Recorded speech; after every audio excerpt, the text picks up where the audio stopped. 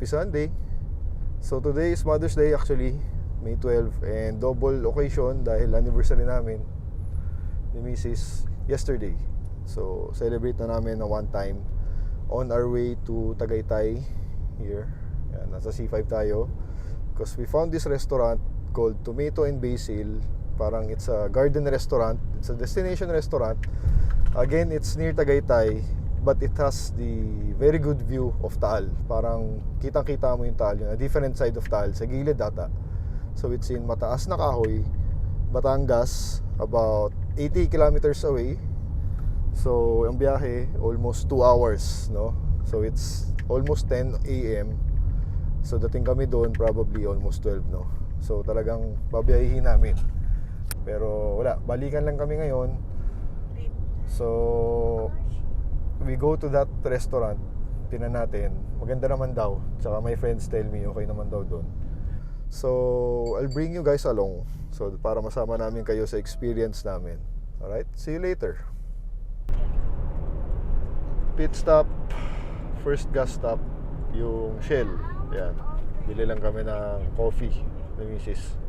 Kasi 10:30 na rin. So far, ang luwag ng daan, SLEX. So sana walang traffic masyado, no? Sa SLEX na tayo. We are about 1 hour away. So 24 kilometers in.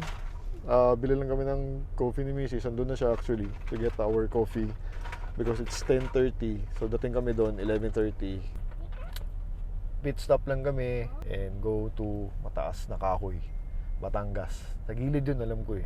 Bababa ka from Tagaytay. See you. Good news, hindi pala sa Tagaytay ang daan namin. Pupunta sa Tomato and Basil. It's yung daan is Turtle Way. Dire-diretso, Batangas nga. So ibang route. So that's good news kasi wala nang traffic ng Tagaytay. Again, yeah. Look at the beautiful mountainside. Ganda. Part of the experience. No? Ginagawa yung daan, pinapalaki, I guess.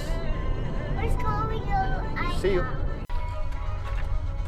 Lapit na. So ito yung papasok. Kita nyo, talagang backdoor. Sinisikip na yung daan. Papasok to Tomato and Basil. Ayan, ito. Magandang view. Hindi beach yan. Lake. Lake. Lake yan. Look, oh. Look, oh. It's the volcano. Oh, yan. Lake. Beach. Okay naman. Oh, yan. Ganda, no? Continue for 800 Lapit lang. meters. 80 kilometers. Welcome to Tomato and Basil. Yan siya.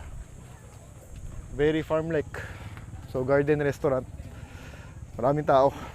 Buti, nagpa-reserve ako. So, tingnan natin yung entrance kung saan. Full house.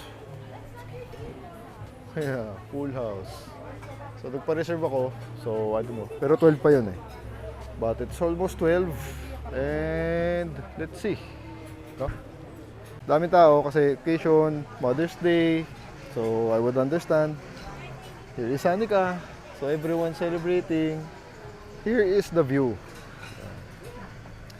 Why would you stay here? Or why would you eat here? Because of that. No? Taal Lake. Different view, Taal. Ganda. So the place is actually small, no? Actually, yan lang ata yun. Yan lang yung dining niya, oh. But, mukha namang masarap actually. Yung pagkain. And I'm after this one. Yan. Tsaka presko, humahangin. Presko yung hangin. Kasi nasa probinsya na tayo actually. No? Madali naman puntahan. Mabilis nga lang actually. Yan. Maganda yung view talaga. Marami ng tao today. It's because Mother's Day. No? Pero siguro on a regular day, it's not as crowded as this. Right? So we're waiting for our table. And see you. Medyo hassle lang, no? Dahil nagkakagulo ata sila sa reservation. Everybody's on reservation. So, yung staff medyo nalilito ata. So, we just muscled our way in. Ito, nakaupo tayo dito. Yung spot natin, gilid. And the view is over there. Anyway, I'm hungry. So, let's see. kung what we can order. So, we just ordered. Yan. Presko naman pwesto namin. Actually, maganda yung spot namin. The view is there. So, hindi lang talaga nila na-manage yung influx ng tao. Kaya medyo nagkakagulo. Pati sila natataranta. So, kung di pa namin tinawag, no menu will be given to us or kahit service water. Pero okay lang yun. Wala namang kaso. And after the food, dahil I'm quite hungry. So, sana mabilis dumating at hindi late. No? Dahil yung mga tao, papasok pa rin. Sa parking, wala na nga parking sa labas. So, I guess, hindi nila napagandaan yung mga reservation, number ng table, kasi maliit lang. Maliit lang siya eh. Iba na tayo eh. Iba pangalan eh. I'm not sure. So, mukha naman masarap yung fairness. Tsaka mura lang. Hindi siya ganun kamahal. Right? So, I'm excited to try the food. Hungry ka na? Are you excited? If you're wondering, pet-friendly rin pala. Ayun. Pwede. Tapos may askal pa dun. Ayun, askal. Diba? So, people are still coming in wild. Mother's Day. And it's a beautiful place. Don't get me wrong. Gusto ko yung lugar. Sobrang tago siya. Remote. Then, there's a beautiful view there paglabas. You will see the lake. No? Appetizer came in. Hindi naman matagal. So, ayan. Frito. Cheese yan na frito. Oh, masarap naman. So, people are still coming in. Ayun. Grabe. Oh, ayan. Kasi pag Mother's Day, yung mga destination restaurant, talagang sinasadya ng mga tao yun. No? Ayaw sa bahay. So, yeah. Ayaw sa bahay, ayaw magluto. Kaya dapat ilabas. So, okay lang. I'm still loving the place kasi presko. At saka outdoor. Yun ang mga gusto ko. Ayaw ko niya sa Cheese. Pakita mo yung cheese. Ano? Approve? Masarap yung cheese? Yes! Yes! Baka na Ayan. mag-wag. Bite nga, bite.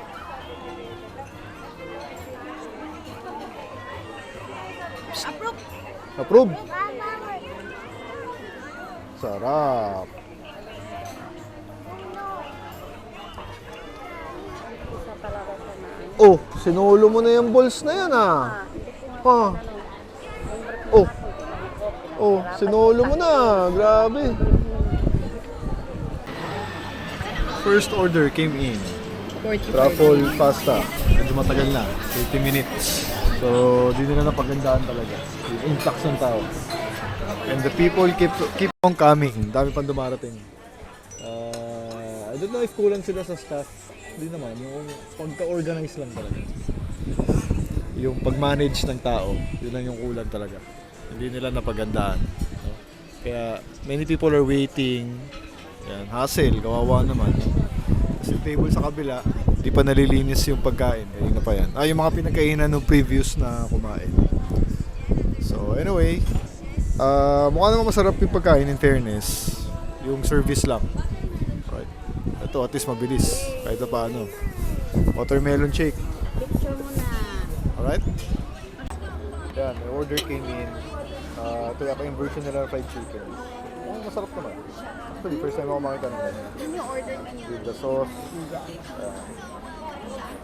Alright, waiting for our lamb. Yung order ni Celebrant.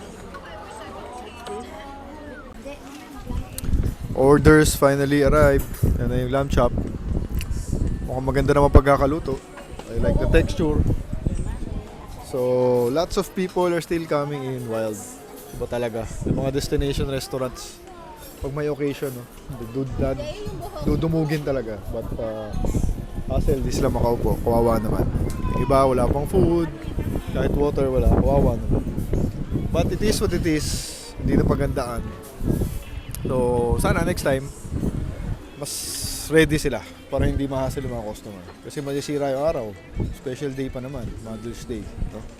So, pag gutom ka, pupunta kayo dito, 1 o'clock, gutom ka na nun, tapos ang tagal-tagal ng order, tapos walang service, hassle. No? But anyway, here we are, and we are ready to eat. So, here's a restaurant. Tomato and basil. And with the view. Yung view pinupunta mo dito, here. Yan, diba? So, yan sinadya natin dito.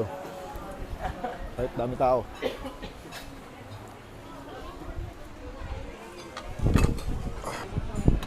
Bagay dito si Gordon Ramsay. Kitchen Nightmare. Nightmare Kitchen ba? Hell's Kitchen. Hell's Kitchen. Pasok na pasok to. Itong scenario na to. Tama yung queuing ng tao. Hanggang dulo yan. So hindi pa sila nasa-serve. No? Tapos may mga bakanting upuan. You can see. Ito. Ito, ang dumi pa. Oh. So para makaupo na sana. Gordon Ramsay, tulungan mo naman. Sayang, masarap yung food. It's just a service that they need to improve. The place is beautiful, don't get me wrong. Kapag hindi special, okay. Oh, kaya nga. Pag normal day siguro okay lang. But pag if there's something tapos dagsa tao, mahirapan sila. So, poor planning. No? Anyway. Alright, so just finish eating. Yan. Ubus. Dami pa tao. Puno. So, right now, ayan yung view. Ganda ng view, no? Yung talaga pinunda namin dito eh. Hilltop. Tapos there's the Taal Lake. So food is great. Service is bad. Well, it is what it is. We're headed now to Yorkie's farm for Anika to see some animals. And yeah, see you there. Alright. So due to bad timing, it's 2 o'clock na kasi. Then going to Yorkie's farm, maybe an hour and a half pa. So we might not make it kasi nagkasala tayo ng 4. So pagdating namin doon, past 3 na, no? Probably. So we'll call it a day. Diretso na kami sa house ng mom ko since Mother's Day. It's in somewhere in Don Antonio, Commonwealth. So yun, that's our experience with this restaurant. Masarap sana, good ambience sana, outdoor, good food, good view. Minalas rin talaga today. But it's okay. Alright, thank you for watching and please help the channel by liking and subscribing.